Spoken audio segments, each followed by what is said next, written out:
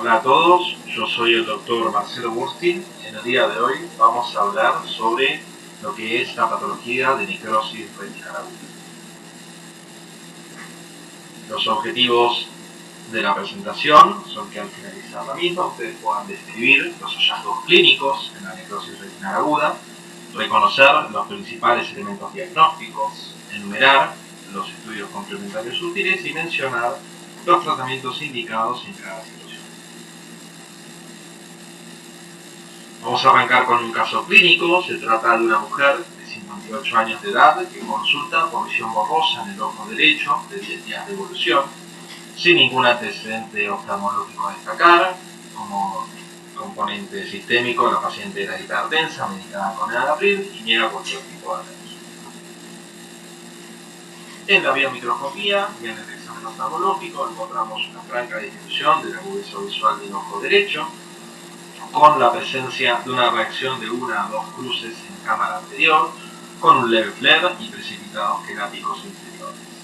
El ojo izquierdo no tenía alteraciones y en lo que es la presión intraocular se observaba un discreto aumento en la presión intraocular del ojo derecho. Al examen de fondo de ojos se podía observar una franca vitreitis. Lo que estamos viendo aquí es una retinografía de la imagen del fondo de ojos de esta paciente, donde se puede apreciar la dificultad para observar las estructuras del segmento posterior. Se puede vislumbrar con cierta dificultad el nervio óptico y el inicio de las grandes arcadas vasculares, y junto a ellas algunos sectores que impresionarían ser áreas de retinitis. Aquí vemos una imagen en la periferia de nuestra paciente en la que podemos observar áreas de blanqueamiento retinal compatibles con focos de vitreitis que impresiona que van progresando desde la periferia hacia el segmento posterior. Aquí observamos en esta imagen una correlación de la retinofluorescografía de esta paciente junto con la retinografía, donde se puede ver que estas áreas vemos que hay un poco de retinitis, se observa amputación vascular y cierto realce de las estructuras vasculares compatibles con una vasculitis oclusiva.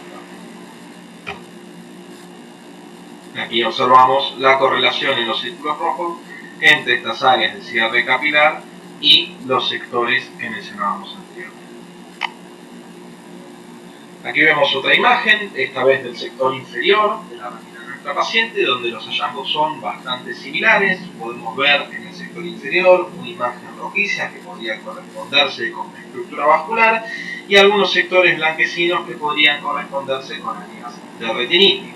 Aquí nuevamente correlacionamos el sector de nuestra angiografía junto con el sector de nuestra retinografía, también hallando una imagen compatible con una vasculitis oclusiva.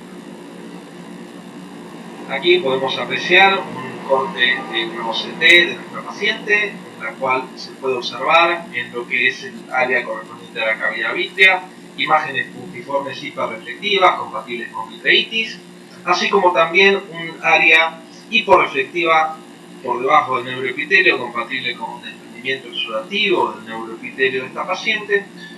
Hay a su vez imágenes hiporreflectivas intrarretinales compatibles con edema cistoide y a su vez un aumento de la reflectividad retinal compatible con la presencia de edema retinal difuso.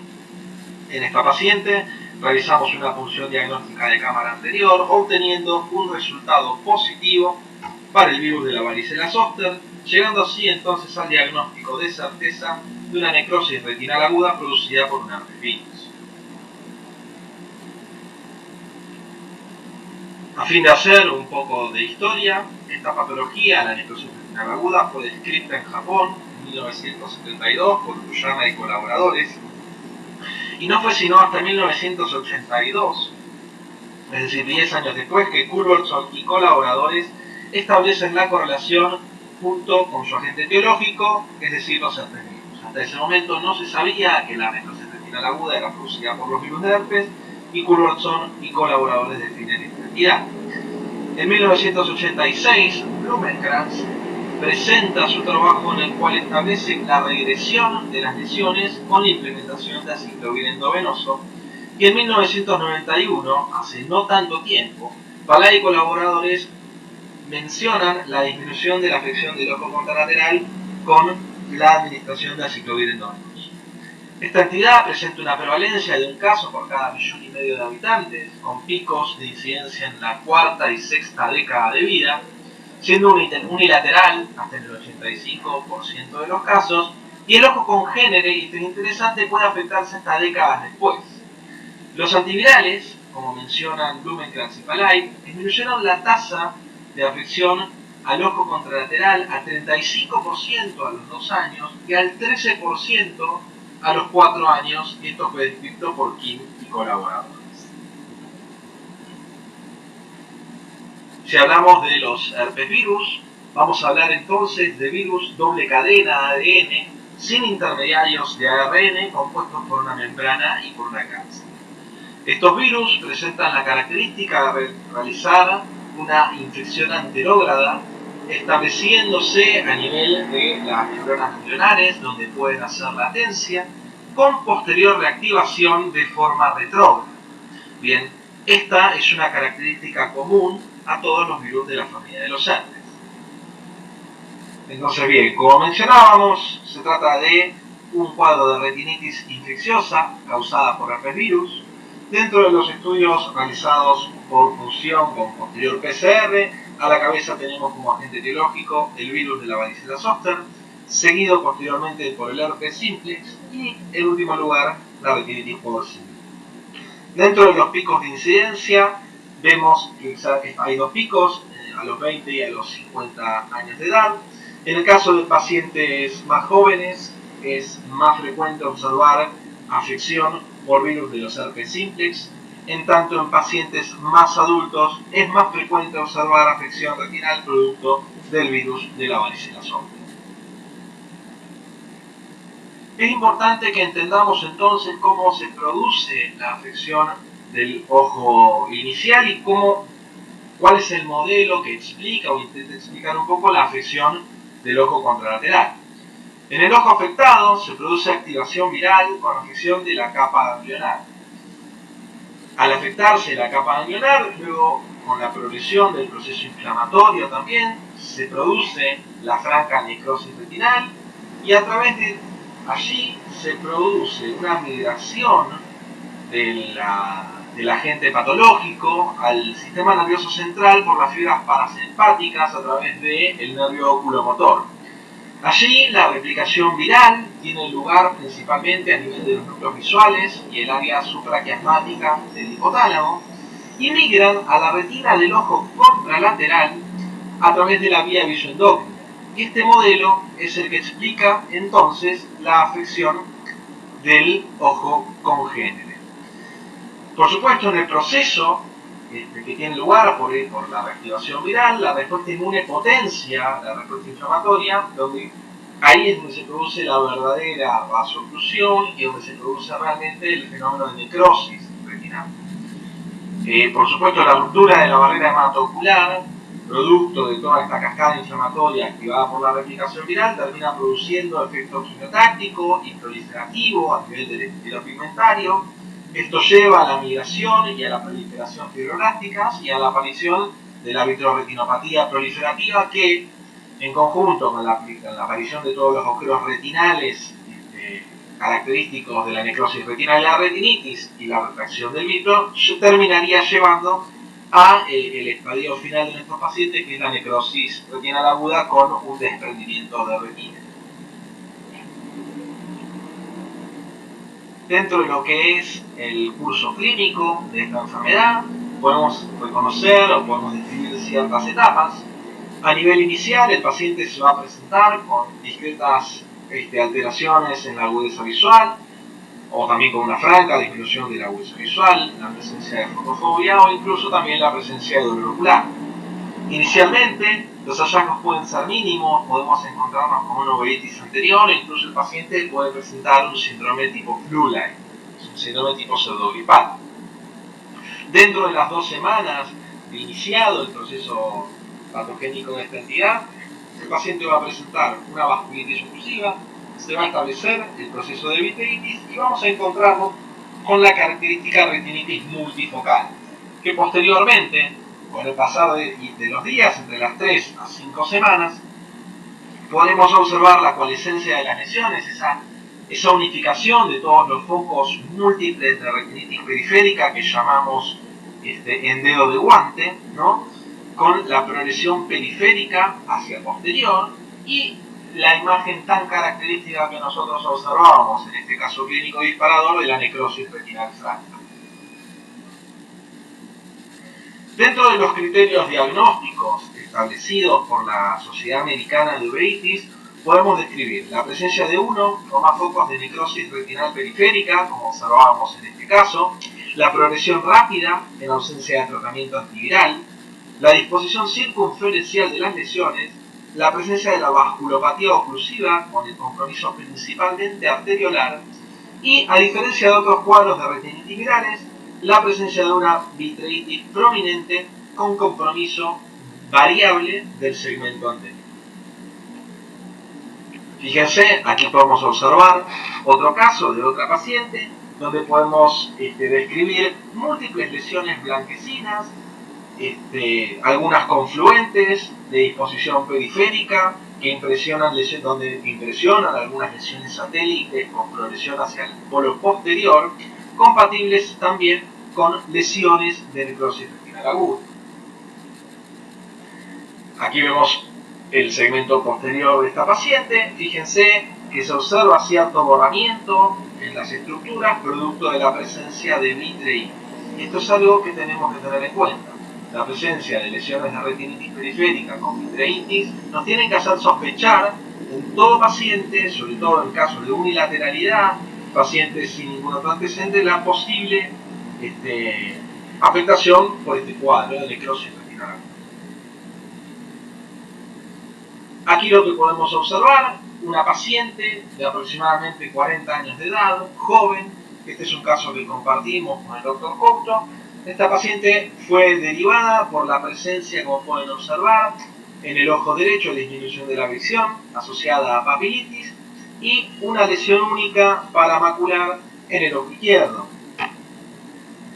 Aquí podemos observar en esta paciente, en un montaje de mayor amplitud, la presencia, por supuesto, de la papilitis que mencionábamos anteriormente, junto con la aparición en algunos sectores que vamos a resaltar de imágenes compatibles, como pueden ver aquí en el inferior y aquí en el sector nasal, de vasculitis de predominio, en este caso venoso, pero que nos tiene que hacer sospechar de que también se puede tratar de un caso de necrosis retinal aguda. Existen, si bien no es la forma más frecuente de presentación, existen casos como el de esta paciente de debut con papilitis o debut con afección del segmento posterior sin que el paciente sea inmunocomprometido.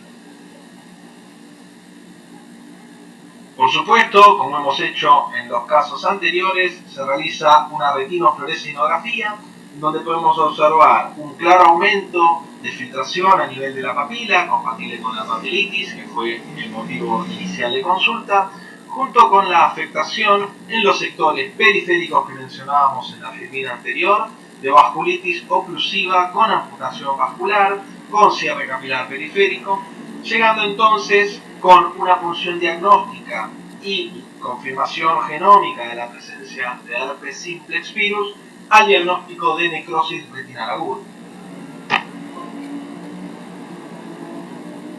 Esta paciente fue internada para recibir tratamiento endovenoso con aciclovir y por escasa respuesta también con Foscarnet.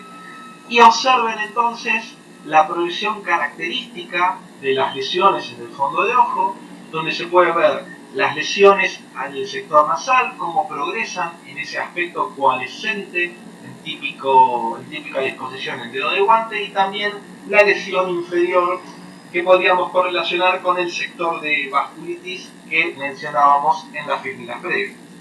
Afortunadamente, la evolución fue favorable, no hubo desprendimiento de retina, no hubo afectación mayor a la que les estamos mostrando y la paciente, por suerte, no ha tenido tampoco recidiva de su cuadro inflamatorio. Con respecto a las técnicas diagnósticas, como pueden ir suponiendo, luego de todo lo que hemos mencionado, el diagnóstico es principalmente clínico. Si se fijan en los criterios de la Sociedad Americana de Uveitis, la presencia o la detección mediante pruebas microbiológicas de un herpesvirus no forma parte de los criterios diagnósticos. El diagnóstico se da principalmente de forma clínica. La función con la posterior realización de PCR para tener una confirmación microbiológica no nos va a definir a nosotros la conducta, si bien nos va a corroborar nuestra sospecha diagnóstica. En estos pacientes la actitud que nosotros debemos tomar es que el tiempo es oro. Si nosotros tenemos la sospecha por las características clínicas de que se puede tratar de un cuadro de necrosis intestinal aguda, es de buena práctica realizar la punción, pero más aún es de buena práctica iniciar el tratamiento de forma empírica sin esperar el resultado.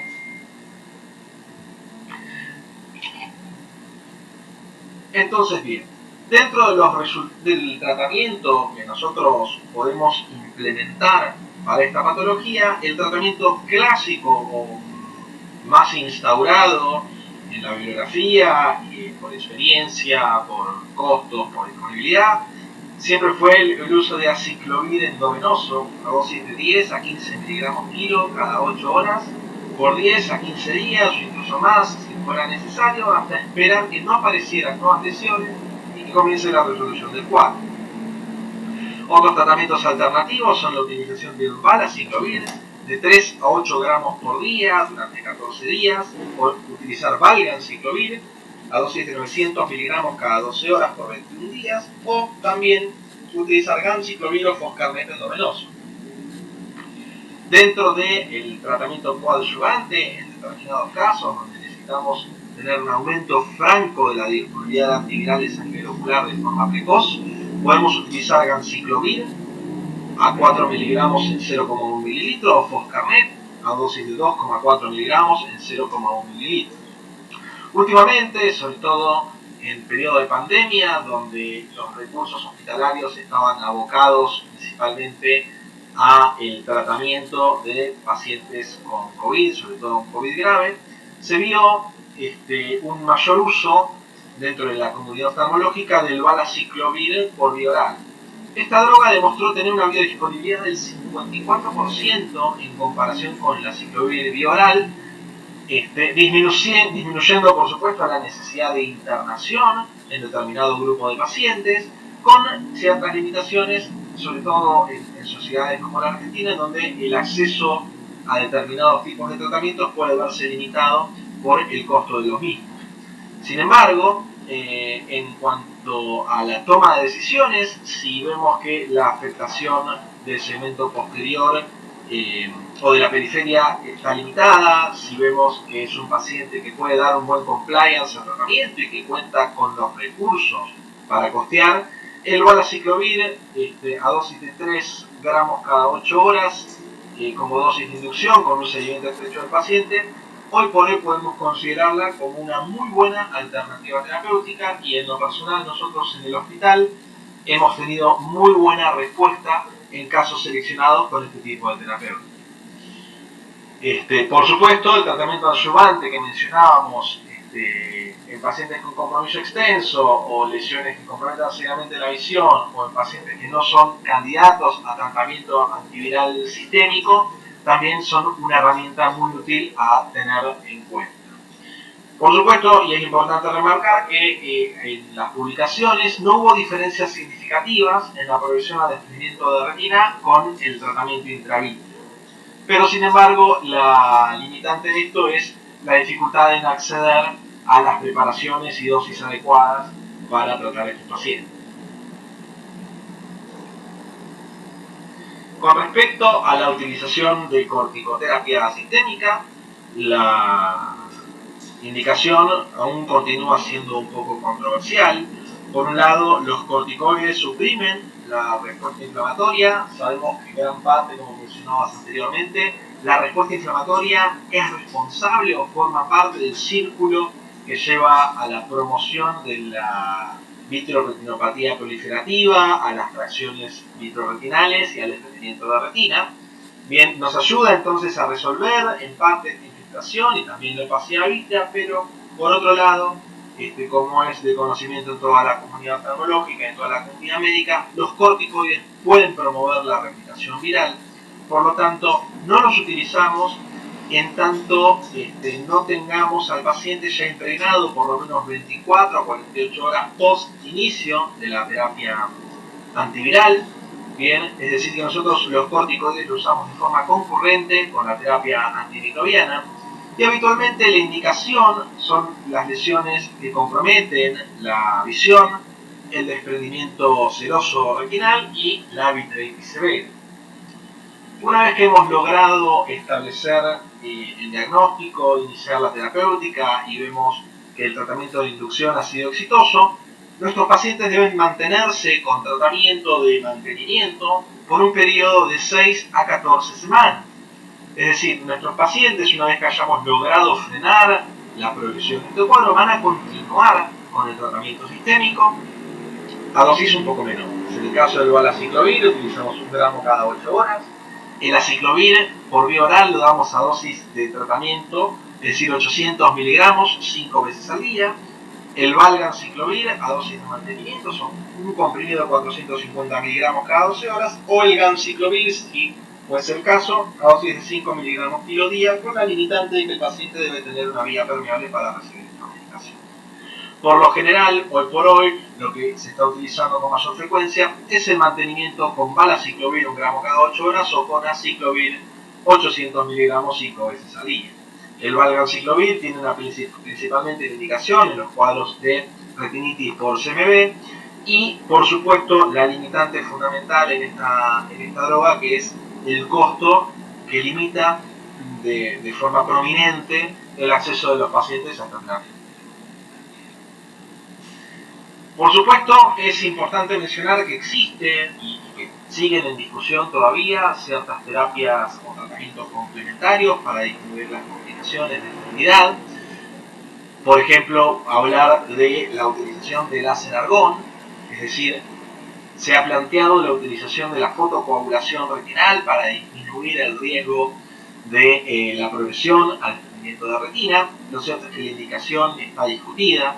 No hay hasta el momento evidencia sólida que pueda justificar la implementación del láser argón de forma preventiva, ya que no modifica el pronóstico visual, y lo cierto es que podría precipitar el desprendimiento de retina por generar agujeros retinales en áreas que nosotros consideramos de retina sana, pero que en realidad es retina también afectada por este cuadro inflamatorio. Sabemos que hasta el 75% de los casos, a los 2 meses de la enfermedad, presentan desprendimiento de retina. Entonces, la vitrectomía temprana se ha planteado como alternativa o como una terapéutica profiláctica para reducir la tasa de desprendimiento, pero lo cierto es que la información es escasa. ¿Cuál es el objetivo de esto? La vitrectomía temprana plantearía entonces, al limitar la presencia de vitro que pueda generar tracciones y donde se pudiese establecerse la vitroneuropatía proliferativa, esto disminuiría la tasa de afección de desprendimiento de retina. Pero lo cierto es que al menos hasta ahora no se han evaluado, no se han conseguido diferencias estadísticamente significativas, aunque un poco la evidencia tiraría a que disminuiría el riesgo. Por supuesto, y como en todo caso de patologías de baja incidencia, la poca disponibilidad de pacientes para realizar estudios de mayor complejidad limita un poco la realización de estudios a mayor escala. Ahora bien, ¿cuándo sí es necesario realizar la vitrectomía? Por supuesto, en caso que veamos hemorragia vítrea que nos limite francamente la posibilidad de hacer el seguimiento del caso, la neovascularización, o en el caso de estar ya establecido un desprendimiento de retina donde la indicación es totalmente indiscutible. Como conclusiones, el cuadro es principalmente de diagnóstico clínico. En los casos de uveitis posterior, sobre todo en los casos de uveitis posterior con vasculitis, tenemos que sospechar la presencia de un cuadro de necrosis retinal aguda. Esto requiere un tratamiento agresivo y un control estricto por su carácter destructivo. Y, por supuesto, también tenemos que considerar que a mayor cantidad de cuadrantes comprometidos, peor será el pronóstico. Por último, como hemos visto, la afección del ojo contralateral puede darse muchos años después de la afección inicial de nuestro paciente, por ende el seguimiento de estos pacientes y el control debe ser de por vida. Les dejo aquí un poco de la bibliografía consultada para armar las presentaciones. Aquí un poco más de los papers consultados. Les agradezco su atención y por cualquier consulta pueden contactarme al mail que es marcelo.gustin@hospitalitaliano.org. Muchas gracias.